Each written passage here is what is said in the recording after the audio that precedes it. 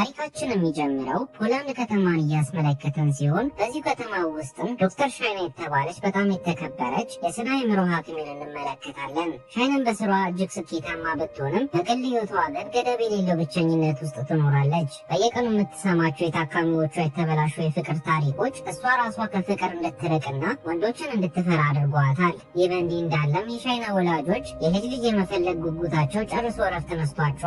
በተለይም አባቷ በቁጭት ስሜት ውስጥ ሆኖ ከመሞቴ በፊት የልጅ ልጅ አታሳይኝም ወይ እያለ በቁጭት ሲናገራት፣ እናቷም የልጅ ልጇን የማቀፍ የዘወትር ህልሟን እየነገረች ቁጭቷን ትነግራታለች። ሻይናም ለወላጆቿ አሁን ላይ የፍቅር ግንኙነት ለመጀመር ፍቃደኛ እንዳልሆነች ብትነግራቸውም ግን አባቷ ግን ሊሰማት ፍቃደኛ ሳይሆን አንድ ሀሳብ ያቀርባል። አባቷም በህንድ ሀገር ውስጥ የሚኖር የጓደኛው ልጅ ወደ ፖላንድ ዛሬ እየመጣ እንደሆነ ነግሯት፣ ይህም ወጣት ልጅ ህንድ ውስጥ አለ የተባለ መርማሪ ፖሊስ ስለሆነ ጥሩ ባል እንደሚሆናት ይነግራታል። የዚህም ወጣት ሰው ስምም ኢማንሹ ሲባል ኢማንሹ ፖላንድ ሊያርፍ ትንሽ ሰዓታት ብቻ ስለቀረው ሻይና አየር መንገድ ድረስ ሄዳ እንድትቀበለውና ከኢማንሹ ጋር ሻይ ቡና ተባብለው እንዲተዋወቁ ይነግራታል። ሻይናም አሁን ላይ ለትዳር ዝግጁ አይደለሁም በማለት በድጋሚ ብትቃወምም አባቷ ግን በቀላሉ እጅ ሳይሰጥ ወዲያውኑ የለቅሶ ድራማ በመጀመር ሻይናን በእንባ መማፀን ይጀምራል። የገዛ አባቷን ሀዘንና እንባ መቋቋም ያቃታትም ሻይና በመጨረሻም ፍላጎቷ ባይሆንም ኢማንሹን ለመቀበል ተስማምታ ወደ አየር ማረፊያ ታመራለች። ሻይናም ኢማንሹን ካገኘችው በኋላ ወደ ከተማ የሚወስዳቸውን ባቡር ተሳፍረው የልብ ልባቸው ማውራት ይጀምራሉ። ጨዋታም ሲጀምሩ ኢማንሹ ሻይናን ገና በልጅነቷ እንደሚያውቃት አስታውሶ አሁን ላይ ግን እጅግ ማራኪና ቆንጆ ሴት እንደሆነች በመግለጽ ሊያደንቃት ይሞክራል። ሆኖም ግን ወንዶችን ለማመን የምትቸገረው ሻይና የኢማንሹን አድናቆት በተቃራኒ በመረዳት ድሮ አስጠላ ነበር ማለት ነው በሚል ያልተጠበቀ ጥያቄ ታፋጥጧለች። ኢማንሹን በሻይና ፈጣን ምላሽ ተደናግጦ እንደሱ ማለቱ እንዳልሆነና ውበቷን ለማድነቅ ብቻ ፈልጎ እንደሆነ በመናገር ሁኔታውን ለማለስለስ ይሞክራል። ኢማንሹም ቢሆንም ግን ልክ እንደ ሻይና በቤተሰቦቹ ከፍተኛ ግፊትና አስገዳጅነት ሻይናን እንዲያገኛትና ሁለቱም ለዚህ ግንኙነት ሙሉ ፍላጎት ሳይኖራቸው እንደተገናኙ እንረዳለን። ኢማንሹም በተካነበት አስገራሚ ምርመራ ችሎታው ምክንያት የሰዎቹን የፊት ገጽታና የሰውነት ቋንቋ አይቶ ብቻ በውስጣቸው ያለውን ስሜትና የሚደብቁትን ሚስጥር በቀላሉ የማንበብ ልዩ ተስጦ ስላለው ሻይና እንደደበቀችው ሚስጥር እንዳለ ይረዳል። ለዛም ኢማንሹ የሻይና አእምሮ ውስጥ ሌላ ሰው እንዳለና ይህን ሁሉ ጊዜ ለትዳር ፈቃደኛ ያልሆነችው በልቧ ውስጥ የኖረ ሌላ ትልቅ ፍቅር ስላለ እንደሆነ ወዲያውኑ ይረዳል። ኢማንሹ ምንም ሳይሽኮረመም በህይወትሽ ውስጥ ሌላ ሰው አለ አይደል ብሎ ፊት ለፊት ይጠይቃታል። ሻይና መጀመሪያ ላይ ደንገጣ ነገሩን ብታስተባብልም ኢማንሹ ግን እንደ መርማሪነቱ በመስቀለኛ ጥያቄዎች አፋጦ እውነቱን እንድታወጣ ያስገድዳታል። ሻይናም ለብዙ ዓመታት ደብቀው የነበረውን ሚስጥር ማውራት ስትጀምር ታሪካችን ወደ ኋላ ረጅም ዓመታትን ወስዶ እንደ ሀገር ውስጥ የምትገኝ አንድ ደማቅ ከተማ ይወስደናል። በወቅቱም ሻይና የቅርብ ጓደኛዋን ሰርግ እየተታደመች ሲሆን በዚያው ሰርግ ላይም ዴቪ የሚባልን ሰውን ትተዋወቃለች። ዴቪም እጅግ በጣም ከመጠን በላይ ደፋር፣ ፍርሃት የሚባል ነገር የማይበግረው ወጣት ሲሆን በህይወት ውስጥ ሁሉንም ነገር የሚያደርገው ኪክ ብሎ ለሚጠራው በድርጊቶቹ ውስጥ ለሚያገኘው ከፍተኛ የደስታ ስሜትና ለጊዜው እርካታ ብቻ የሚኖር ሰው እንደሆነ እንረዳለን። በዚህም ኪክ ብሎ በሚጠራው ስሜት የሚመራውም ዴቪ ገና መጀመሪያ ላይ ሻይናን እንደተመለከታት አይኑን ከእሷ ላይ ማንሳት ያቅተዋል። የእሷን ትኩረትና ፍቅር ለማሸነፍ ሲለም እጅግ ከባድ የሆኑና ከፍተኛ ድፍረትን የሚጠይቁ እብደት የተሞላባቸው ተግባራትን በሰርጉ ላይ መፈጸም ይጀምራል። ሆኖም ግን ነገሮችን በሰከነ አእምሮ ማየት የምትወደው ሻይና የዴቪ ሁኔታ በሙሉ ጨርሶ አልጣማትም። እንዲያውም እንኳን ልትወደው ይቅርና በምድር ላይ እንደሱ የምትጠላው ሰው እንዳይኖር አድርጓታል። ሆኖም ግን የሻይና ጥላቻ ዴቪን በፍጹም ተስፋ እንዲቆርጥ አላደረገውም። ይልቁንም በተገኘው አጋጣሚ ሁሉ ወደ እሷ እየደወለ ለማግኘት ይሞክራል። ሻይና ግን እንኳን ልታገኘውና ልታነጋገረው ይቅርና የዴቪን ስልክ ቁጥር በሞባይሏ ላይ ራስ ምታት ብላ እስከ መመዝገብ ድረስ ደርሳ ነበር። ነገር ግን ዴቪ በቀላሉ እጅ የሚሰጥ ሰው ስላልሆነ ሻይና ስልኩን ጥርቅም አድርጋ ብትዘጋበትም ያናገራት አንድ ካፌ ጋር ስትሄድ ይከታተላታል። ወደ ካፌውም ሊገባ ሲል አንድ ጁንኪ የተባለች ህፃን ልጅ ወደ ዴቪ ተጠግታ ብር ትጠይቋለች። ዴቪ ምንም ያክል እንኳን ስራ ፍት ቢሆንም ግን ጁንኪ አሳዝነው የቀረችውን 100 ሩፒ ገንዘብ ይሰጣታል። በመቀጠልም ወደ ካፌው ዘው ብሎ በመግባት ሻይና የተቀመጠችበት ቦታ ላይ በመቀመጥ ጤፍ በሚቆላ ምላሱና በማራኪ የቃላት ጨዋታው የሻይናን ልብ ለማቅለጥና የእሱ ለማድረግ ከፍተኛ ጥረት ማድረግ ይጀምራል። ዴቪ ሻይናን በፍቅር ቃላት እያበሰለ በነበረበት ሰዓት ላይም ካፌ ውስጥ የነበሩ የተወሰኑ ወረበላ ዱርዬዎች ካፌ ውስጥ ያሉትን ሴቶችን መተናኮስ ይጀምራሉ። ዴቪም ይሄ ነገር በጣም ያበሳጨው ቢሆንም ግን ከምንም በላይ ያበሳጨው ነገር ደግሞ ካፌ ውስጥ ያሉት ወንዶች ጥቃቱን ችላ ብለው ከጓደኞቻቸው ጋር ሲያወሩ መመልከት ነበር። በዚህም ትዕይንት የተዋጠው ዴቪ ሳያስበው ሻይና ከመቀመጫዋ ተነስታ ጥለው መሄድ ስትጀምር ጊዜ ዴቪ መጨረሻ እድሉን ለመሞከር ይከተላት ይጀምራል። ዴቪም አሁንም በፍቅር ቃላቱ ሊያከንፋ ሊያቅፋትና ሊያሳምናት ቢሞክርም ግን በዴቪ እብደት ጨርሶ የተሰላቸችው ሻይና በንዴት እየገላመጠችው መቼም ቢሆን የሱ እንደማትሆንና እንደሱ ያለንን ከንቱና ትርጉም የለሽ ሰው መቼም ቢሆን እንደማታፈቅር በቁጣ በመንገር ልቡን ሰብረው ጥላው ትሄዳለች። በሻይናም ንግግር ልቡ ክፉኛ የተሰበረው ዴቪ በውስጡ የገነፈለውን ንዴትና ብስጭትን ለመወጣት ወዲያውኑ ፊቱን አዙሮ ወደ ካፌው ይመለሳል። እዛም ሴቶቹን ሲተናኮሱና ሲያስጨንቁ የነበሩትን ወሮበላ ዱርዬዎቹን በመተው መጀመሪያ ላይ ትንኮሳውን ተመልክተው ዝም ያሉትን ወንዶችን መደብደብ ይጀምራል። በመቀጠልም ሴቶቹን ሲተናኮሱ የነበሩትን ዱርዬዎችን እስከና አለቃቸው ጭምር ሰባብሮ ሽባ ያደርጋቸዋል። በካፌ ውስጥ በተፈጠረው በዚህ ከፍተኛ ግርግርና ውድመት ምክንያትም ፖሊሶች ወዲያውኑ ቦታው ላይ ደርሰው ዴቪንና ዱርዬዎቹን በሙሉ ጠቅልለው ወደ ፖሊስ ጣቢያ ወስዷቸዋል። በኋላ ላይ ሻይና ወደ ቤት ተመልሳ ወደ ታናሽ እህቷ ክፍል ስትገባ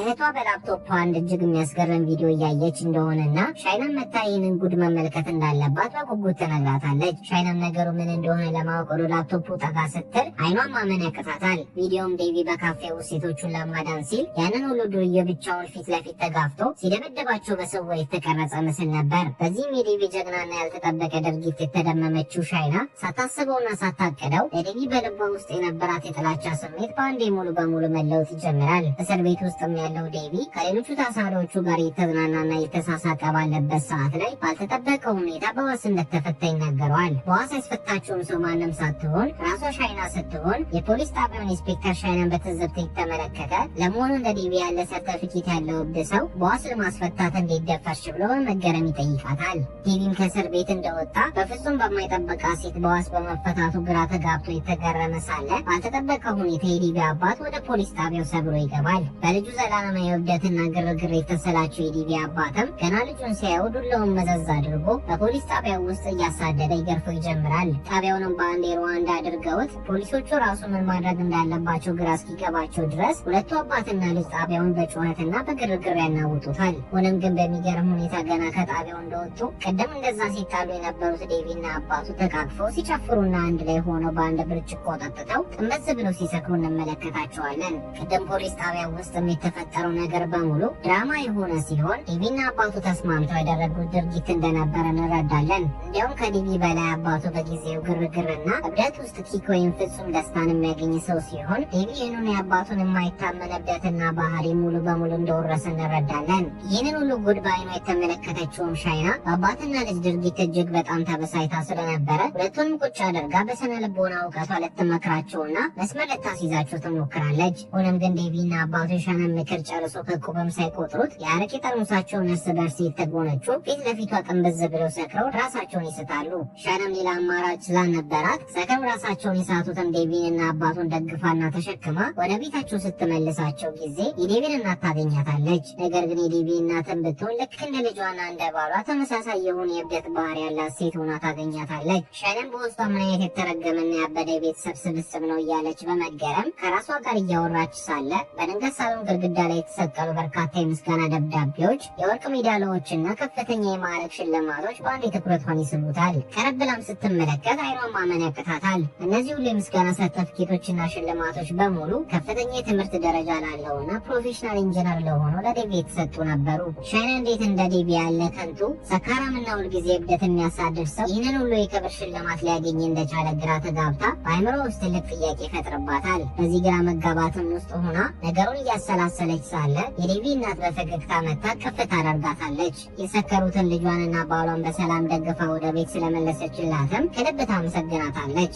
በዚህም ሳታበቃ የዴቪ እናት ሻይናን አንቺ ለልጄ ለዴቪ ፍጹምና እጅግ ጥሩ ሚስት ትሆኚዋለሽ ብላ በመንገር ተጋብቶ የልጅ ልጅ እንዲያሳዩት በጉጉት ትለምናታለች። ሆኖም ግን ሻይና ነገሩን በሰከነ አእምሮ ስታስበው ፍቅሩ ብቻ በቂ ሆኖ አልታያትም። ከዴቪ እናት በግልጽ ፊት ለፊት በመናገር እኔና ዴቪ ልክ እንደ ሰማይና ምድር ግራና ቀኝ የሆንን ፍጹም የተለያየ ህይወት የምንመራ ሰዎች ስለሆንን በትዳር አንድ ልንሆን በፍጹም አንችልም በማለት የእናትየዋን የትዳር ጥያቄ ውድቅ ታደርገዋለች። የዴቪ እናት ግን በዚህ ምላሽ በቀላሉ ተስፋ ሳትቆርጥ ወደ ሻይና ይበልጥ ጠጋ ብላ ባህሪያቸው ምንም ያክል ተቃራኒ ቢሆንም ሻይና ግን ብልህነቷንና ፍቅሯን ተጠቅማ ዴቪን በቀላሉ መስመር ማስያዝ እንደምትችል እንዲሁም ለእሷ ታዛዥና የሚገዛ ወንድ ማድረግ እንደምትችል በልበ ሙሉነት በመንገር ደጋግማ ትለምናታለች። ይሁንም ግን የወደፊት ህይወቷን ከእብደት ጋር ማያያዝ አልፈለገችው ሻይና አሁንም ግን የዴቪ እናትን የትዳር ጥያቄ በቁርጠኝነት ውድቅ በማድረግ ያንን ያበደ ቤት ጨርሳ ጥላው ትወጣለች። ከዚህ ሁሉ ክስተትም በኋላ ሻይና ወደ ቤቷ ብቻዋን የተመለሰች ሳለ በመንገዷ ለዴቪና ስለ ትዳርና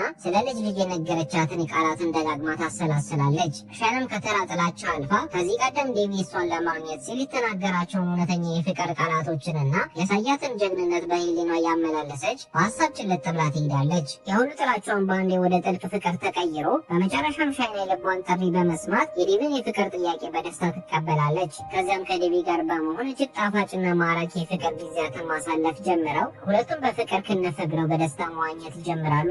የሆነ ቀንም ላይ ሻይና ፍቅሯን ለመግለጽ ለዴቪ አንድ ውድ የሆነ የአንገት ሐብል ስጦታ ትሰጠዋለች። ሆኖም ግን የሻይና አባት ልጁ ዴቪ ከሚባል ስራ ፈት በወዘነኛ የከተማው ዝነኛ ተደባዳቢ ዱርዬ ጋር የፍቅር ግንኙነት መጀመሯን በሰማ ጊዜ ክፉኛ ያዝናል። ሻይና አባቷን ከዴቪ ጋር ለማስተዋወቅ ቤት ይዘው በመጣችበትም ወቅት አባቷ ገና ከጀመሩ ዴቪን ጨርሶ አልወደደውምና ነገሩ እንዳልተዋጠለት ፊቱ ላይ በግልጽ ያስታውቅበት ነበር። የሻይና አባትም ዴቪ ምንም አይነት ቋሚ ስራ ስለሌለውና ለወደፊት ህይወት የማይሆን ሰው መሆኑን በማመኑ በወሬያቸው መሀል ቅራኔውንና ንቀቱን መግለጽ ይጀምራል። በአባትየውም ንግግር ክፉኛ የተከፋውና ክብሩ የተነካው ዴቪ እየተናደደ ቤቱን ጥሎ መውጣት ይጀምራል። ሻይናም ወዲያውኑ ተከትለው ወደ ውጭ በመሄድ በቁጣ የገነፈለውን ዴቪን ለማረጋጋት ትሞክራለች። ሻይናም የአባቱ አገላለጽ ቢሻክርም ግን የተናገረው ነገር እውነት እንደሆነ በመግለጽ ዴቪ ለወደፊት ህይወታቸው ሲል የግድ ስራ ፈልጎ መስራት እንዳለበት አጥብቃ ትመክረዋለች። በመጀመሪያ ላይም ዴቪ የሷን ሀሳብ በመቃረን እኔ የምኖረው ለራሴ ደስታና ለኬክ እንጂ ለገንዘብ አይደለም በማለት በኩራት ቢከራከራትም በመጨረሻ ግን ለሻይና ካለው ጥልቅ ፍቅር የተነሳ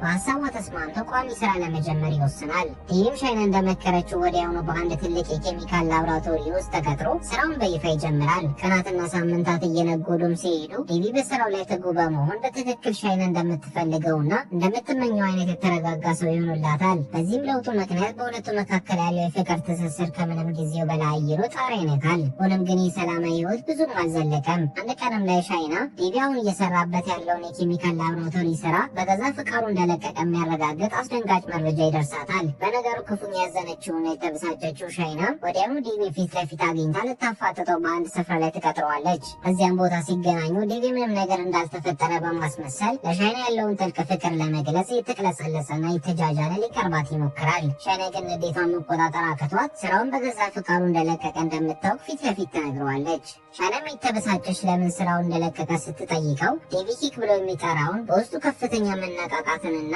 ጊዜውን ደስታን የሚፈጥርለትን ስሜት በዚያ አሰልቺ ስራ ውስጥ ሊያገኘው ስላልቻለ ስራውን እንደለቀቀ ያለምንም መሸማቀቅ ይነግራታል። ሻይናም ይሄ ኪክ የሚባለው ከንቱ ስሜቱ ነገ ገንዘብ አስገኝቶ ከእሷ ጋር ቋሚ ትዳርና ደስተኛ ቤተሰብ እንዲመሰረቱ እንደማያደርጋቸው አስረግጣ በመንገር በከፍተኛ ቃላት ትገስጸዋለች። ዴቪ ግን አቋሙን ሳይቀየር እስከዛሬ እንደኖረው ሁሉ ወደፊትም ይህንን ኪክ የሚለውን ስሜት ከመስማት ወደኋላ እንደማይል ይነግራታል። በመቀጠልም በዚህ በእብደት ህይወቱ የእሷን የወደፊት ህይወት ማበላሸት እንደማይፈልግና ይልቁኑ በዚህ በለመደው የኪክ ስሜቱ ትልቅ ገንዘብ ማግኘት እንዳለበት ነግሯት ጥሏት ይሄዳል። ሻይናም ይህንን ታሪክ ለሂማንሹ አውግታ ከጨረሰች በኋላ ዴቪን ከዛ ቀን በኋላ አይተው እንደማታውቅ በመንገር እንደተለያዩ ትነግረዋለች። ሂማንሹም ይህንን ታሪክ ከሰማ በኋላ ልክ እንደ ሻይና አንድ ከአእምሮ ሊወጣ ያልቻለ ሰው እንዳለ ይነግራታል። ሆኖም ግን ይህንን ሰው አፍቅሮት ሳይሆን ከመጠን በላይ ጥላቻ ስላለው እንደሆነ በመንገር የእሱን ታሪክ ያወጋታል። ሂማንሹም በስራው ዓለም አለ የተባለና ወደር የሌለው ስመጥር መርማሪ እንደሆነ ለእሱ የተሰጠው ማንኛውም አይነት ከባድ የወንጀል መዝገብ ፍርድና መፍትሄን ሳያገኝ እንደማያልፍ ይነግራታል። ሆኖም ግን ይህ አስደናቂ የስራ ታሪኩ ለረጅም ዓመታት በፖሊስ ዓለም ውስጥ ዝነኛ ቢያደርገውም በቅርቡ የተሰጠውን አንድ እጅግ አስገራሚ የወንጀል መዝገብ ግን እስከዛሬ ድረስ ሊፈተው እንዳልቻለ በቁጭት ይነግራታል።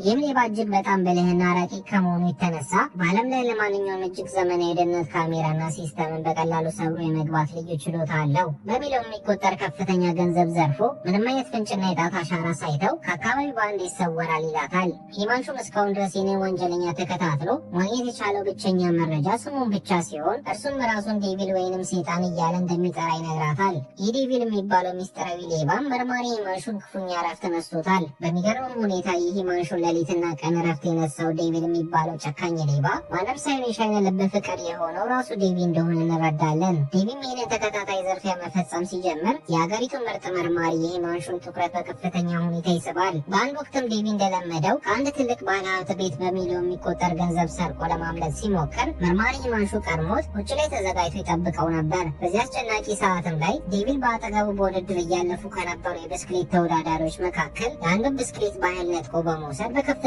ፍጥነትና እብደት መፈርጠጥ ይጀምራል። መርማሪ ሂማንሹን ፍርሃት በሌለው ቁርጠኝነትና ንዴት ሞተር ሳይክሉን አስነስቶ ዴቪልን ይከተሉ ይጀምራል። ሂማንሹን ዴቪልን ለማስቆም የመጨረሻ አማራጩን ተጠቅሞ ሽጉጡን መዞ ተኩሶበት ጥይቱ ዴቪልን ትከሻው ላይ ክፉኛ ያቆስለዋል። ሆኖም ግን ዴቪል በተተኮሰበት ጥይትና በደሙ መፍሰስ ጨርሶ የማይበገር እውነተኛ እብድ ሰው ስለሆነ በዚያው በቆሰለ ትከሻው ብስክሌቱን በኃይል እየነዳ በአቅራቢያ በከፍተኛ ፍጥነት በማለፍ ላይ የነበረን ባቡርን ቀድሞት በማለፍ እንደገና ከሂማንሹ እጅ አምልጦ ከአካባቢው ይሰወራል። መርማሪ ሂማንሹም አሁንም ቢሆንም ይህንን ወንጀለኛ ሊይዘው ባለመቻሉ በከፍተኛ ንዴትና ብስጭት የተቃጠለ ወደ ቢሮ ይመለሳል። ነገር ግን ልክ ቢሮ እንደገባ ዴቪል ለሂማንሹ የላከለት አንድ ያልተጠበቀ ስጦታ ይጠብቀው ነበር። ሂማንሹን በጥንቃቄ ስጦታውን ሲከፍተው በውስጡ የዴቪልን ታዋቂ የፊት ጭንብልንና አንድ በእጅ የተጻፈ አጭር ደብዳቤ ያገኛል። ደብዳቤው ላይም ዴቪል ለሂማንሹ ግልጽ ጦርነት በማወጅ ቀጣዩ ዘርፎ ባለሀብት ስሙ ማኖጅ ይባላል፣ ከሱም 50 ሚሊዮን ሩፒ ገንዘብ እዘርፋለሁ የሚል ማስጠንቀቂያ መልእክት አስቀምጦለት ነበር። ይህንንም መረጃ የሰማው መላው የሀገሪቱ ፖሊስ ኃይል ይህንን ትልቅ አደጋ ለመከላከል ማኖጅ የተባለውን ባለሀብት በየቦታው ማፈላለግ ይጀምራሉ። በመጨረሻም ያንን ማኖጅ የተባለውን ሰው አፈላልጎ ቢያገኙትም ግን የማኖጅ ማንነት ክፉኛ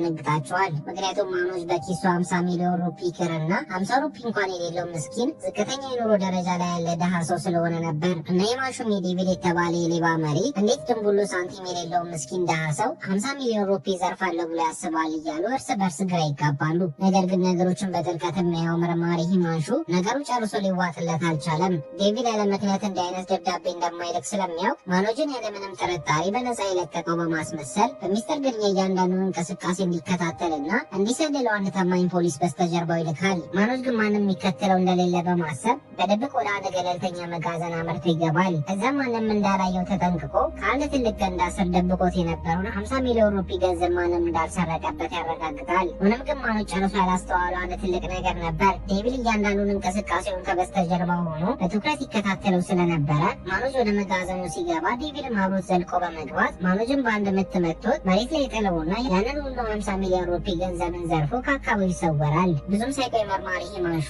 ማኖጅን እንዲከተል ከላከው ፖሊስ በደረሰው ጥቆማ መሰረት ቦታው ይደርሳል። ሂማንሹ መጋዘን ውስጥ ሲገባ ማኖጅ ራሱን ስቶ በተወሰኑ ተበታትነው በነበሩ የገንዘብ ኖቶች ተከቦ ያገኘዋል። ሂማንሹን በንዴት ፊቱ ተለዋውጦ ማኖጅን እየቀሰቀሰ ይህን ሁሉ በሚሊዮን የሚቆጠር ገንዘብ ከየት አመጣው እያለ ማኖጅ ላይ ጮሆበታል። ማኖጅን በፍርሃት የተንቀጠቀጠ ገንዘቡ እሱ እንዳልሆነና የከተማቸው ትልቅ ሙሰኛ ሚኒስተር በህገወጥ መንገድ ያከማቸው ጥቁር ገንዘብ እንደሆነ ሚስጥሩን ያወጣል። ይህ በእንዲህ እንዳለም የሙሰኛ ሚኒስተር በመጋዘኑ ላይ የተፈጸመውን ከፍተኛ ዘርፊያ እንደሰማ ልቡ ቆሞ እየተቻኮለ ወደ ስፍራው ይደርሳል። ስንት ዓመታትን በሙሉ የህዝብን ሀብት በመዝረፍና በሙስና ያገኘው በሚሊዮን የሚቆጠር ገንዘቡ በአንዴ በአየር ላይ በመበተኑ ከፍተኛ ብስጭት ውስጥ ይገባል። ሳያፍርና ሳያሸማቀቅም እነ ሂማንሹ ፊት ለፊት እያዋረደ ይህንን ዘራፊ ከተማዋን ገልብጣችሁ ቢሆንም በቁጥጥር ስር አውሉት እያለ በፖሊሶቹ ላይ ጮሆባቸዋል። በማግስቱ ጠዋትም ላይ ዴቪል በቀጥታ ወደ ሂማንሹ የግል ስልክ በመደወል ዴቪል በደስታ እየሳቀ ሂማንሹ ማመስገን ይጀምራል። ማኖጅን በነፃ ለቀኸው ወደ መጋዘኑ እንዲመራኝ ስላደረከኝ ከልብ አመሰግናለሁ። ስንት ዓመታት ሙሉ ተደብቆ የነበሩ የሙሰኛው ሚኒስተርን ገንዘብ እንዳገኝ የረዳኸኝ አንተ ነህ እያለ ያፌዝበታል። ሂማንሹም ዴቪል ዝርፊያውን እንዲፈጽም መንገድ በመጥረጉ በከፍተኛ ንዴትና ብስጭት ውስጥ ይገባል። ዴቪልን በዚህ ሳያበቃ የሂማንሹን የሙያ ክብርና ስሜትን የሚጎዱ ቃላትን እየወረወረ ሉዘር ወይንም ተሸናፊ በማለት በተደጋጋሚ ጊዜ ሰርቦት ስልኩን ጥርቅም አድርጎ ይዘጋዋል። ስልኩም እንደተዘጋ መርማሪ ሂማንሹ በተደጋጋሚ ጊዜ ዴቪል ሉዘር ብሎ ለምን እንደሰደበው በጥንቃቄ ይመረምራል። እያስተዋለ ሲሄድ ግን አስገራሚ ነገር ይገለጥለታል። ሉዘር የሚለው እንግሊዝኛ ቃል ውስጥ ድብቅ የሆነ ኮድ እንዳለ ይረዳል። ሂማንሹም ይህን ሚስጥራዊ ኮድ ሲፈታው ዴቪል ቀጣዩን ትልቅ ዘርፊያ የሚፈጽምበትን ሀገር ፍንጭ እየሰጠው እንደነበረና ይችም ሀገር ፖላንድ መሆኗን ይደርስበታል። ሂማንሹም ለሻይና ወደ ፖላንድ የመጣበትን ትክክለኛ ምክንያት ይህንን ዴቪል የተባለውንና እረፍት የነሳውን አደገኛ ሌባ እጅና እግሩን አስሮ ለመያዝ እንደሆነ ይነግራታል። ብዙም ሳይቆይ ሂማንሹና ሻይና መንገድ ላይ የተጓዙ ይህንን ታሪክ እያወሩ ሳለ ባልተጠበቀና ልብን በሚያቆም ሁኔታ ሂማንሹ ለዓመታት ሲያፈላልገው የነበረው ዴቪ በድንገት ይመጣል። ዴቪም እጅግ በሚያስደነግጥ ድፍረት በቀጥታ ሂማንሹና ሻይና መካከል በመግባት የሻይናን አይኖችን እያየ የአንድ ሆስፒታል ስም ይጠቅስና ወደ ሆስፒታል የሚወስደውን መንገድ እንድታሳዩ ጠይቃታል። ሻይናን በድንገት ከዓመታት በኋላ የልብ ፍቅሯን ፊት ለፊት በማየቷ አይኖቿን ማመናከቷት ግራ ትጋባለች። በድንጋጤ ውስጥም ሆና የጠይቃትን አድራሻ ትነግረውና ዴቪን እሷ ምንም አይነት የተለየ ስሜት ሳያሳይ ሌላም ተጨማሪ ቃል ሳይናገር ፊቱን አዙሮ ጥሏቸው ይሄዳል። በዚያኑ ምሽት ላይም ሻይና በከፍተኛ ድንጋጤና ግራ መጋባት ውስጥ ሆና ወደ ቤት ትመለሳለች። ለታናሽ እህቷም ዛሬ ዴቪን በአይኗ እንዳየችው ነገር ግን እርሷን ጨርሶ እንዳላወቃትና እንደ እንግዳ ሰው እንደቆጠራት በሐዘን ትነግራታለች። በተጨማሪም ዴቪ ወደ ከተማ የመጣው ዶክተር አንሳር የተባለውን ታዋቂ ጭንቅላትና የነርቭ ሐኪም ፈልጎ እንደነበረ ትነግራታለች። በማግስቱም ጠዋት ሻይና እውነታውን ለማረጋገጥ ቀጥታ ወደ ሐኪሙ ዘንድ በማምራት ስለ ዴቪ በጥልቀት ትጠይቀዋለች። ዶክተሩም የሻይናን ልብ የሚሰብር ሲሰብር አንድ ትልቅ ሚስጥር ያወጣላታል። ዴቪ ከዚህ ቀደም ከሰባተኛ ፎቅ ላይ ወድቆ አእምሮ ላይ ከባድ አደጋ ደርሶበት እንደነበረና በዚህ ምክንያት ያለፈ ታሪኩ ሙሉ በሙሉ የመርሳት ችግር እንደገጠመው ይነግራታል። ይህም የሐኪሙ መረጃ ሻይና በልቧ ውስጥ በነበረው ትልቅ ጥያቄ ምላሽ ሆኖላት ዴቪ ለምን ሊያውቃት እንዳልቻለ አሁን ሙሉ በሙሉ ግልጽ ይሆንላታል። ሻይናም ዴቪን ወደ ገዛ ቤቷ ወስዳ አስፈላጊውን የሕክምና እንክብካቤ ለማድረግና የጠፋው ትዝታው ቀስ በቀስ ተመልሶ እንዲመጣ ለመርዳት ዶክተሩ ትጠይቀውና ዶክተሩም በሷ መልካም ሀሳብ ይስማማል። ከዛም በመቀጠል ሻይና ዴቪ ወደተኛበት የሆስፒታል ክፍል በዝግታ ትገባለች። በዚህም ጊዜ ዴቪ ከእንቅልፉ ነቅቶ ግራ በተጋባ ስሜት አይን አይኗን እያየ አንቺ ማነሽ ብሎ ይጠይቃታል። እሷም ስሟ ዶክተር ሻይና እንደሚባል ከዚህ ቀደም ህንድ ሀገር ውስጥ በቅርብ እንደሚተዋወቁና አሁን ደግሞ ሕክምናውን ከዶክተሩ ሙሉ በሙሉ እንደተረከበች ትነግረዋለች። ወደ እሷ ቤትም አብረው ሄደው የተሻለ ነገሮችን ለማስታወስ እንዲችል እንደምታደርገው ስትነግረው ጊዜ ዴቪ ካደጋው በኋላ የሚያውቀው አንድም ሰው አግኝቶ ስለማያውቅ ከዚህ ሁሉ መከራ በኋላ የሚያውቀው የቅርብ ሰው በማግኘቱ እጅግ ደስተኛ የሆነ ይመስላል። ሻይናም የሆስፒታሉ መልቀቂያ ወረቀቶችን ለማዘጋጀት ከክፍሉ እንደወጣች አንድ ሚስጥር ይገለጣል። ዴቪ የደረሰበት ከባድ አደጋና የመርሳት ችግር ሙሉ በሙሉ ውሸት የነበረ ሲሆን ዴቪ ይህንን የሐሰት ሕክምና መረጃ ዶክተር ጃኒ ከሚባል ሌላ ሙሰኛ ሐኪም ጋር በሚስጥር ተመሳጥሮና ገንዘብ ከፍሎ ያዘጋጀው ትልቅ ማታለያ ነው። በዚህ ድራማውም ዴቪ በአንድ ድንጋይ ሁለት ወፍ ለመምታት ያቀደ ሲሆን በአንድ በኩል ወደ ቀድሞ ፍቅረኛ ወደ ሻይና ተመልሶ ለመቅረብ ሲሆን፣ በሌላ በኩል ደግሞ እሱን አድኖ ለመያዝ እስከ ፖላንድ ድረስ የተከተለውን መርማሪውን ሂማሹን በአእምሮ ጨዋታ ለመብለጥና ለማሸነፍ ያዘጋጀው ታላቅ የሴራ ድራማ እንደሆነ እንረዳለን። ዴቪም የመርሳት ችግር ያለበት ሰው በመምሰል ድራማውን በብቃት እየተወነ ከሻይና ጋር ወደ ቤቱ ያመራል። ነገር ግን እዚያ ቤት ውስጥ እርሱን ለማደን ቆርጦ የተነሳው መርማሪ ሂማሹ ነበር። ሂማሹም የዴቪልን መልክ ጨርሶ ስለማያውቀው ዴቪን ሰላም ይለዋል። ሂማሹ ግን ከፊት ለፊቱ ያለው ሰው ለዓመታት ሲያሳድደው የነበረው ጠላቱ መሆኑን ጨርሶ አልጠረጠረም ነበር። በኋላም ለሂማሹንን አደገኛ ወንጀለኛ ዴቪልን በቁጥጥር ስር ለማዋል ከፖላንድ ከፍተኛ ፖሊሶች ጋር ስብሰባ ያደርጋል። በምርመራቸውም ወቅት ዴቪል እስካሁን ድረስ የዘረፋቸውን ሰዎች የገንዘብ ትስስር ሲያጠኑ ሺቭ ስለሚባል አንድ እጅግ ባለጸጋ የሆስፒታል ባለቤት ታሪክ ያነሳሉ። ሂማሹም ሺቭ የሚባለው ባለሀብት በቅርብ ቀናት ውስጥ ከህንድ ሀገር ከፍተኛ ባለስልጣናት ጋር በፖላንድ ኢንተርኮንቲኔንታል የሚባለው ሆቴል ውስጥ በሚካሄደው ትልቅ ዓለም አቀፍ ስብሰባ ላይ ለመሳተፍ እንደሚመጣ ይገልጻል። ዴቪልም እሱን ለመዝረፍ ወደ ፖላንድ መምጣቱ የማይቀር መሆኑን በማስረገጥ መለያው ፖላንድ ፖሊስ ኃይል ለዚህ ትልቅ ዝርፊያ እጅግ ከፍተኛ ጥበቃ እንዲያደርጉና እንዲዘጋጁ ትዕዛዝ ያስተላልፋል። ሆኖም ግን ባለሀብቱ ሺቭ ፖላንድ እንደደረሰ በድንገት በጽኑ ታሞ በአስቸኳይ ሆስፒታል ይገባል። የገባበት ሆስፒታልም ከዴቪ ጋር በሚስጥር ተመሳጥሮ የሚሰራው የዶክተር ጃኒ ሆስፒታል ነበር። ዶክተር ጃኒም ሺቭን ወደ ቀዶ ጥገና ክፍል አስገብቶ አስቸኳይ ኦፕሬሽን ማድረግ ቢጀምርም ነገሮች ግን አስከፊ መልክ ይዘው ብዙም ሳይቆይ ባለሀብቱ ሺቭ ትንፋሽ ተቋርጦ ህይወቱ ያልፋል። የዶክተር ጃኒ ረዳቶችን በሁኔታው ተስፋ ቆርጠው በቀዶ ጥገናው ክፍል እያዘኑ ሲወጡ፣ ዶክተር ጃኒ ግን በከፍተኛ ድንጋጤና ንዴት ውስጥ ይወድቃል። ምክንያቱም ዴቪል ያንን ታላቅ የዝርፊያ እቅዱን ፍጻሜ ለማድረስ የባለሀብቱ ሺቭ በህይወት መቆየት እጅግ አስፈላጊው ስለነበር ነው። ሆኖም ግን እዚህ ጋር ማንም ሊገምተው የማይችለው አንድ እጅግ አስደንጋጭ ክስተት ይፈጠራል። ባለሀብቱ ሺቭ ትንፋሹ ቆሞ የነበረ ቢሆንም ግን ሺቭ ለ15 ደቂቃ ያህል ሙሉ በሙሉ ትንፋሹን በማቆም የሞተ ሰው እንደሆነ ማስመሰል የመቻል ትልቅ ተስጦ ስላለው ሺቭ ከተኛበት አይኑን በመግለጥ ዶክተር ጃኒ ከሚስጥራዊ ሌባ ዴቪል ጋር አንድ ላይ ተባብሮ በእሱ ላይ ዝርፊያ ሊፈጽሙበት እንደነበረ እንደሚያውቅ ይነግረዋል። ሺቭን በመቀጠል ከአልጋው ላይ ተስፈንጥሮ በመነሳት ወዲያውኑ የቀዶ ጥገና ቢላውን ይመዛል። ከዚያም የዶክተር ጃኒ ጉሮሮ ላይ በማስቀመጥ የዴቪልን መገኛ አድራሻ እንዲነግረው ያስፈራረው ይጀምራል። ዶክተር ጃኒ ግን ለዴቪል ታማኝ በመሆን ሚስጥሩን ለመናገር ፈቃደኛ ሳይሆን ሲቀር ሺቭ ፊቱ በአንድ የተለዋውጦ ወደ እውነተኛ አውሬነት በመቀየር ወዲያውኑ በአቅራቢያው ያለውን የላስቲክ ፌስታል አንስቶ የዶክተር ጃኒን አፍና አፍንጫ አፍኖ ጨክኖ ይገድለዋል። ሺቭም ከተፈጥሮ ጨካኝና አውሬ የሆነ ሰው በመሆኑ ዴቪልን አድኖ ለመግደልና ለመበቀል በዚያው ዶክተር ጃኒ ሬሳ ላይ ቆሞ ለራሱ ቃል ይገባል። በተመሳሳይ ሰዓት ደግሞ ዴቪ ሺቭ ስብሰባ ያደርግበታል የተባለው ሆቴልን ከውስጥ እስከ ውጭ ያለውን ጥበቃና አወቃቀር በስውር ማጥናት ይጀምራል። ከተወሰኑም ቀናት በኋላ ዴቪል መንገድ ላይ የተጓዘ ሳለ መርማሪ ሂማሹ ለፖላንድ ሀገር ታዋቂ ሚዲያ አካላት የሰጠውን ትልቅ ጋዜጣዊ መግለጫ በአንድ ጋዜጣ ላይ ያነባል። በመግለጫውም ላይ ሂማሹ አደገኛውን ሌባ ዴቪልን በቁጥጥር ስር ለማዋል ከህንድ ሀገር ተነስተው ፖላንድ ድረስ የመጡበትን ዓላማ በይፋ ያወጀ ሲሆን ዴቪል ከዚህ በኋላ ምንም አይነት ቀዳዳ የለውም፣ ጨርሶ ሊያመልጠን አይችልም የሚል ቀጥተኛና እጅግ ከባድ መልእክት ለዴቪል አስተላልፎ ነበር። ዴቪልም ጋዜጣው ላይ ባነበበው በዚህ ሂማሹ ልበ ሙሉነት ንግግር ከት ብሎ እየሳቀ እሱም እዚያ ፖላንድ ሀገር ውስጥ በቅርብ ርቀት ላይ እንዳለና ሂማሹ ምንም አይነት ጥበቃና እቅድ ቢያደርግ መቼም ሊይዘው እንደማይችል ዳግመኛ ለማሳወቅ በቀጥታ ወደ ሂማሹ ስልክ ይደውልለታል። ሂማሹም ይህንን ወርቃማ አጋጣሚ ለመጠቀም በማሰብ ዴቪልን ሆነ ብሎ በንግግር እየጎተተና እያሞካሸ ለረጅም ሰዓት በስልክ እንዲያወራ ያደርገዋል። በዚህ መሀል የፖሊስ ቴክኖሎጂ ባለሙያዎች የስልኩን ሞገድ በከፍተኛ ጥንቃቄ ሲከታተሉ ቆይተው በመጨረሻ በመጨረሻም ዴቪል ያለበትን ትክክለኛ መገኛ ስፍራ በሳተላይት መረጃ ታግዘው ለማግኘት ይበቃሉ። ወዲያውኑ መርማሪ ሂማንሹና የታጠቁት የፖሊስ አባላት ዴቪልን እጅና እግሩን አስረው በቁጥጥር ስር ለማዋል ሳይረፍድባቸው በከፍተኛ ፍጥነት ወደ ስፍራው ይገሰግሳሉ። ዴቪልን ባልተጠበቀ ሁኔታ በሂማንሹና በፖላንድ ፖሊስ ኃይሎች ሙሉ በሙሉ መከበቡን ሲረዳ ጊዜ ፊቱ እንዳይታወቅ ወዲያውኑ የጃኬቱን ኮፍያ ያደርገዋል። ከዚያ ምንም የመውጫ ቀዳዳ እንደሌለው ሲያውቅ ፖሊሶቹ እንዳይጠጉት ሽጉጡን አውጥቶ በቀጥታ ራሱ ጭንቅላት ላይ በማስቀመጥ አንድ እርምጃ ብትጠጉ ራሴን እገላለሁ በማለት ያስፈራራቸዋል። ፖሊሶቹም ዴቪል ራሱን እንዳያጠፋ ብለው በመስጋት የያዙትን መሳሪያ በሙሉ በዝግታ ወደታች ዝቅ ያደርጋሉ። ዴቪልም ይህንን ክፍተት በመጠቀም በቅጽበት ከድልድዩ ላይ ቁልቁል በመዝለል በአጋጣሚ በድልድዩ ስር በከፍተኛ ፍጥነት በማለፍ ላይ ነበር አንድ ጭነት መኪና ላይ አርፎ ዳግመኛ ከዓይናቸው ስር ያመልጣል። ነገር ግን በዚህ ጊዜ ዴቪል ሲያመልጥ አንድ ታላቅና ሕይወቱን አደጋ ላይ የሚጥል ወሳኝ ፍንጭ ሳያስበው መሬት ላይ ጥሎ ይሄዳል። ይህ ፍንጭም ከዓመታት በፊት ከሻይና ጋር በፍቅር ግንኙነት ላይ ሳሉ ለዴቪል የሰጠችው ልዩ ውድ ሀብል ነበር።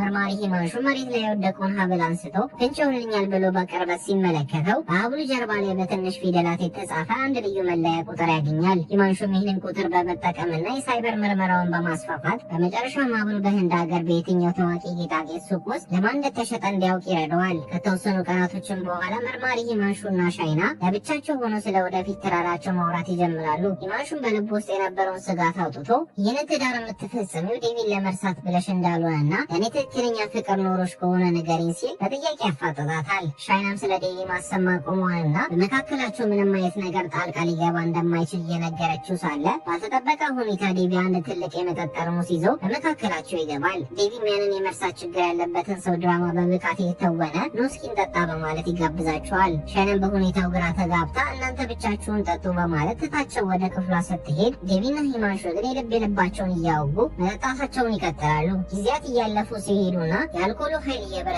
ሲመጣ ሂማንሹ ሙሉ በሙሉ በስካር መንፈስ ውስጥ ሆኖ ዴቪል ያዘጋጀውን ዋና የሚስጥር እቅድ በዝርዝር መዘርገፍ ይጀምራል። ሂማንሹም ነገ በዚያ ታዋቂ ሆቴል ውስጥ አንድ ታላቅ ግብዣ አለ። እዚያ ግብዣ ላይም አደገኛው ዴቪል ዝርፊያውን ከመፈጸሙ በፊት እጅና እግሩን አስሬ በቁጥጥር ስር አውለዋለሁ፣ ከዚያም ወዲያውኑ ሻይናን አግብቼ ህይወቴን በሰላም እኖራለሁ እያለ ሚስጥሩን በሙሉ ያፈሳል። ዴቪል ግን በውስጡ እየሳቀና የሂማንሹን እቅድ ሙሉ በሙሉ እያጠና ጨዋታውን በብልሃት መምራቱን ይቀጥላል። በማግስቱም ጠዋት መርማሪ ሂማንሹ መላውን የፖላንድ ፖሊስ ኃይል በከፍተኛ ዝግጅት ያሰማራል። ስብሰባ የሚደረግበትን የሆቴሉን ህንፃንም ከውስጥ እስከ ውጭ ድረስ ማንም እንዳያልፍ አድርጎ በከፍተኛ ጥበቃና ቁጥጥር መጠባበቅ ይጀምራል። በሌላ በኩል ደግሞ ዴቪል የሚያምር ልብሱን አስተካክሎ ለብሶ የዘርፊያ መሳሪያውን ያዘጋጃል። ከዚያም ማንም ሊጠረጥራት የማይችል በሊፕስቲክ ዕቃ ቀፎ ውስጥ በሚስጥር የተደበቀች አንዲት ነጠላ ጥይት ይዞ ወደ ሆቴሉ ለማምራት ይዘጋጃል። በተመሳሳይ ሰዓት ደግሞ በፖላንድ ያለው ጥበቃ እንዳለ ሆኖ የሂማንሹ ታማኝ ባልደረቦች ወደ ህንድ ሀገር ተጉዘው ዴቪል ጥሎት የሄደውን ያንን ወሳኝ ሀብል የሸጠውን ጌጣጌጥ ሱቅ መፈላለግ ይጀምራሉ። ይህ በእንዲህ እንዳለም ዴቪል እና ሻይና ተያይዘው ወደ ሆቴሉ ታላቅ ድግስ ያመራሉ። ነገር ግን በሆቴሉ መግቢያ በር ላይ እጅግ ጥብቅ የሆነ ኤክስሬ እና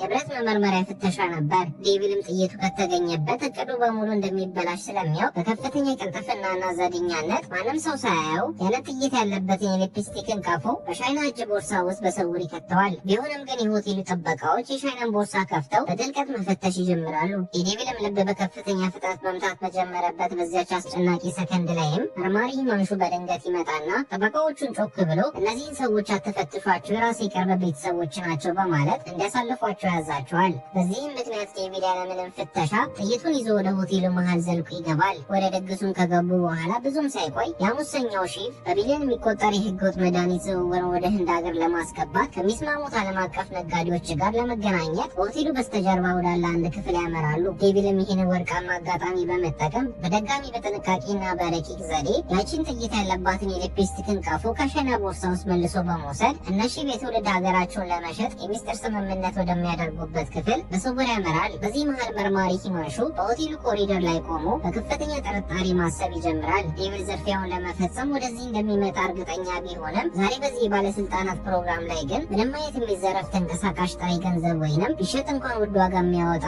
የከበረ ዕቃ የለም። ታዲያ ዴቪል ለምን ወደዚህ ሆቴል መምጣት ፈለገ የሚል ትልቅ ጥያቄ አእምሮ ውስጥ ይፈጥርበታል። በዚህ ግራ መጋባት ውስጥም ሳለ በህንድ ሀገር ያንን ወሳኝ ሀብል የሸጠውን ሱቅ እያፈላለጉ የነበሩት የሂማንሹ ባልደረቦች በድንገት ስልክ ይደውሉለታል። ሱቁን ማግኘት እንደቻሉና ሀብሉን የገዛችው ዋና ግለሰብ ማንም ሳትሆን ሻይና እንደምትባል በይፋ ይነግሩታል። ሂማንሹን በስልኩ ማዶ የሰማውን ስም ማመን አቅቶት ክፉኛ ይደነግጣል። ወዲያውኑም ስልኩን ዘግቶ በአእምሮ ውስጥ ያሉትን ፍንጮችን በሙሉ በአንድ መገጣጠም ይጀምራል። አሁን ነገሮች ሁሉ ልክ እንደ መስታወት ፍንትው ብለውለት ሻይና ዴቪን በጽኑ ተወደው እንደነበር ይህንኑ ሀብልም እንደሸለመችው እርሱ ደግሞ ደስታዬንና ኪኬን ወደ ትልቅ ገንዘብ ማጠራቀም እቀይራለሁ ብሎ ከዚያን ቀን ጀምሮ ደብዛው ጠፍቶ እንደነበር ያስታውሳል። እነዚህንም ክስተቶችን አንድ ላይ ሲያያይዝ ከእሱ ጋር አብሮ ይጠጣ የነበረውና የማስታወስ ችሎታውን አጥቷል የተባለው የዋሆው ዴቪና እርሱ ለዓመታት ሊይዘው ሲያድነው የነበረው አደገኛው ሌባ ዴቪ አንድ አካል አንድ ሰው መሆናቸውን ሙሉ በሙሉ ይገነዘባል። በሌላ በኩል ደግሞ ሺቭ የህዝብን ህይወት አደጋ ላይ የሚጥሉ ሐሰትና ጊዜያቸው ያለፈባቸውን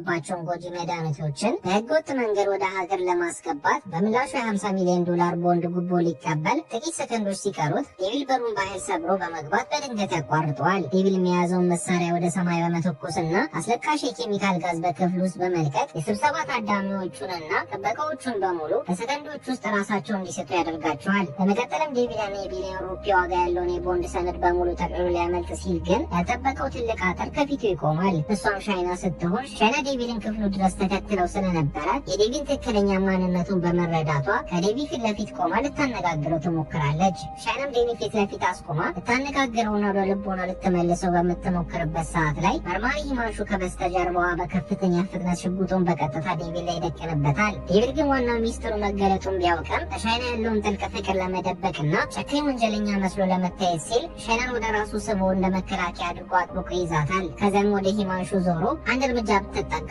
ጩኛህን እገላታለሁ በማለት በጭካኔ ያስፈራረዋል። ሂማንሹም ለሻይና ህይወት ክፉኛ በመስጋት የያዘውን መሳሪያ በዝግታ ወደ ታች ሲያወርድ ዴቪል በቅጽበት ሻይና ወደ ሂማንሹ ገፍቶ ይጥላታል። ወዲያውኑ በአቅራቢያው የነበረውን የእሳት አደጋ መከላከያ ቱቦን ይዞ ከህንፃው ላይ ወደ ታች ቁልቁል በመዝለል ያመልጣል። ወደ መሬትም እንደወረደም ዴቪል በአቅራቢያው የነበረ አንድ ትልቅ አውቶቡስ በኃይል በመንጠቅና በመንዳት በከፍተኛ ፍጥነት ከአካባቢው መፈርጠጥ ይጀምራል። ነገር ግን መርማሪ ሂማንሹ በዚህ ደረጃ ተሸንፈው በቀላሉ ሊለቀው ጨርሶ ፈቃደኛ ስላልነበረ ወዲያውኑ ወደ መኪናው በመግባት አውቶቡሱን ይከተለውና እጅግ አደገኛና ልብ የሚሰቅል የድመትና የት ማሳለድ ይጀምራል። ዴቪልም አውቶቡሱን እየነዳ የከተማዋን መኪኖችን ሲያጋጭ ሂማንሹን ፍርሃት በሌለው ሁኔታ መኪናውን እያበረረ ይከተለዋል። በመጨረሻም ሂማንሹ ዴቪልን ጨርሶ ለማስቆም የፖላንድ ፖሊስ ኃይልን አስተባብረው በአንድ ትልቅ ወንዝ ላይ በተሰራ ድልድይ ጫፍ ላይ መኪኖቻቸውን በማስቆም ከፊቱ እንደ ብረት ግንብ ይቆሙበታል። በዚህም ጊዜ ዴቪል መሸነፉን ጨርሶ ስለማያውቅ አውቶቡሱን ፍጥነቱን ጨምሮ በቀጥታ የድልድዩን አጥር ሰብሮ ወደ ሰፊው ወንዝ ውስጥ ይከተዋል። አውቶቡሱን ወንዝ ውስጥ ሲሰምጥ ዴቪልም አብሮት ሰምጦ ከአካባቢው ሙሉ በሙሉ ይጠፋል። ከዚህም ክስተትም በኋላ ሻይና ወደ ህንድ ሀገር በመመለስ የዴቪ አባትን ልጁ ዴቪ ለምን አይን ያወጣ ሌባ ሆነ በማለት ትጠይቀዋለች። አባትየውም ልጁ በምን ምክንያት እንደዚህ አይነት ድርጊት ውስጥ እንደገባ በማስረዳት ላይ ሳለ ታሪካችን ወደ ኋላ ይመልሰናል። በዚያን ጊዜም አንድ ቀን ላይ ዴቪ መንገድ ላይ እየተጓዘ ሳለ በአሰቃቂ ሁኔታ ሁለት ባለትዳሮች ከፎቅ ላይ ዘለው እሱ ጋር ወድቀው ወዲያውኑ ህይወታቸው ያልፋል። ዴቪን በተመለከተው አስደንጋጭ ትዕይንት ክፉኛ ተደናግጦና አዝኖ ሳለ እነዚህ ምስኪን ባለትዳሮች ራሳቸውን ከማጥፋታቸው በፊት በደማቸው ጽፎት የነበረውን አጭር ደብዳቤን አግኝተው ማንበብ ይጀምራል። እነዚህም ባለትዳሮችም ዴቪ በታሪካችን መጀመሪያ አካባቢ ላይ የረዳት የነበረችው የትንሿ ጀምኪ ወላጆች ሲሆኑ ጀምኪ በደረሰባት የካንሰር በሽታ ምክንያት ወላጆቿ ለሕክምናው የሚሆን ብዛት ያለውን ገንዘብ በማጣት ትልቅ ችግር ውስጥ ይገባሉ። ለዛም የጀምኪ ወላጆች እነሱ ቢሞቱ ልጃቸው ወደ ወላጅ አልባ ህጻናት ማሳደጊያ ገብታ በሰዎች እርዳታና በደግ አድራጊዎች ትታከማለች በሚል ተስፋ ራሳቸው እንዳጠፉ ዴቪ ከደብዳቤው ይገነዘባል። ዴቪን በከፍተኛ ድንጋጤና ሀዘን ወደ ሆስፒታል ሄዶ ህፃኗን ሲመለከታት ጊዜ ህፃኗ አባቷና እናቷ ለቀዶ ጥገና የሚሆን ገንዘብ ሊያመጡ ሄደው እስካሁን ድረስ አልተመለሱም በማለት ሀዘኗን ስትነግረው ጊዜ ዴቪ ልቦ በሀዘን ተሰባብሮ እያለቀሰ ያቅፋታል። ዴቪም ይችን ምስኪን ህፃን ለመታደግ በጽኑ በመወሰን ወደ ቤቱ ሄዶ ከአባቱ የቻለውን ያክል ገንዘብ ይቀበላል። ሆኖም ግን ገንዘቡ በቂ ስላልሆነ ራሱን ሞተር ሳይክልን ለመሸጥ ይገደዳል። ቢሆንም ግን ለቀዶ ጥገና አሁንም 1 ሚሊዮን ሩፒ ስለሚጎድል ዴቪ አማራጭ አጥቶ ወደ ዶክተሩ በማምራት የቀረውን 1 ሚሊዮን ሩፒ ቀስ ብሎ እንደሚከፍልና ትብብር እንዲያደርግለት ይለምነዋል። ዶክተሩ ግን ይህንን ነገር ለማድረግ ስልጣኑ ስለሌለው ይህንን ጉዳይ ወደ ሆስፒታሉ ባለቤት የሆነው ሺቭ ጋር ሄዶ መፍትሄ እንዲፈልግ ይመክረዋል። ዴቪም ህፃኗ እንዳትሞት ቀዶ ጥገናውን እንዲያደርግላት ለመለመን በቀጥታ ወደ ሺቭ ቢሮ በማምራት ሺቭን የህፃኗን ህይወት እንዲያደንና ቀሪውን ገንዘብ በቅርብ ጊዜ እንደሚከፍለው በመንገድ ይማጸነዋል። ሆኖም ግን ሺቭ በንቀትና በፌዝ 100 ሩፒ ገንዘብ ወርውሮለት ፈጣሪ ይርዳህ ብሎ ከቢሮ ያባረረዋል። ቢሆንም ግን ዴቪ ተስፋ ሳይቆርጥ የጓደኛው እናት ጋር በመሄድ እግሯ ስር በመንበርከክ አልቅሶ በመለመን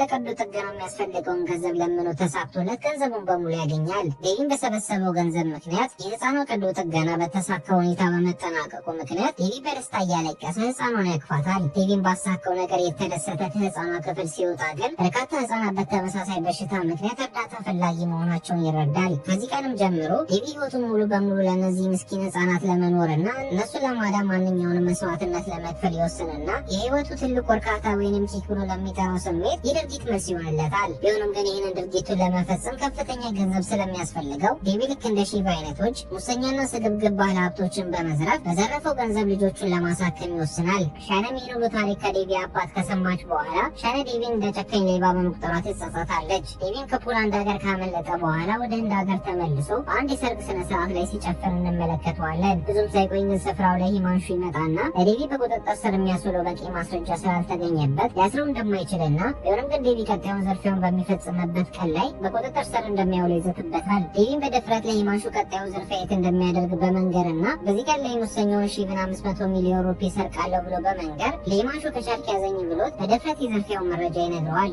ሙሰኛውም ሺቭ ይህንን እንደሰማ 500 ሚሊዮን ሩፒ የሚገመተውን የሙስና ገንዘብ ወደ ሌላ ህንፃ ቦታ ለማሸሽ ሲሞክር ዴቪል በጀግንነት በህንፃው ላይ ጥቃት ይሰነዝራል። ሺቭ ግን አስቀድሞ ለዴቪ ወጥመድ አዘጋጅቶለት ስለነበረ በርካታ ታጣቂዎችን በማሰለፍ ዴቪል እንዲደበድቡት ያደርጋል። ሆኖም ግን ዴቪ በተቻለው አቅም የሚሰነዘርበትን ምቶችን በመከላከል ከሺቭ ሰዎች ጋር ቢፋለምም ግን በመጨረሻ ተዳግሞ ራሱን ስቶ ይወድቃል። ሂማንሹም ዝርፊያውን ሊያስቆም ወደ ሺቭ ህንፃ ማምራት ይጀምራል። በዚህ መሃልም ሺቭ ዴቪ መሞቱን ለማረጋገጥ ትንፋሹን ሲፈትሽ ጊዜ ዴቪ እየተነፈሰ አልነበረም። ሺቭም ዴቪን በመግደሉ ተደስቶ ከክፍሉ ሊወጣ ሲል ግን ዴቪ በድንገት ከሞት እንደተነሳ ሰው ከወደቀበት ብድግ በማለት ሺቭን አንተ ብቻ ነህ እንዴ ትንፋሽን መቆጣጠር የምትችለው በማለት ይሳለቅበታል። በመቀጠልም ዴቪ በከፍተኛ ንዴት ውስጥ ሆኖ የሺቭን ወታደሮችን በሙሉ አጥንቶቻቸውን ከሰባበረ በኋላ ሺቭን አንጠልጥሎት አንድ ትልቅ ቲቪ ላይ ወርውሮት የቴሌቪዥኑ ኤሌክትሪክ ሺቭን አንጨርጭሮ ይገለዋል። ከዛም ዴቪ 500 ሚሊዮን ሩፒ ገንዘቡን በመውሰድ ለአባቱ አስረክቦ ለህፃናቱ እንዲያደርስ ካደረገ በኋላ የፖሊሶቹን ትኩረት ከአባቱ ላይ ለማንሳት ዴቪ በሌላ አቅጣጫ በኩል ከህንፃው እየሮጠ ያመልጣል።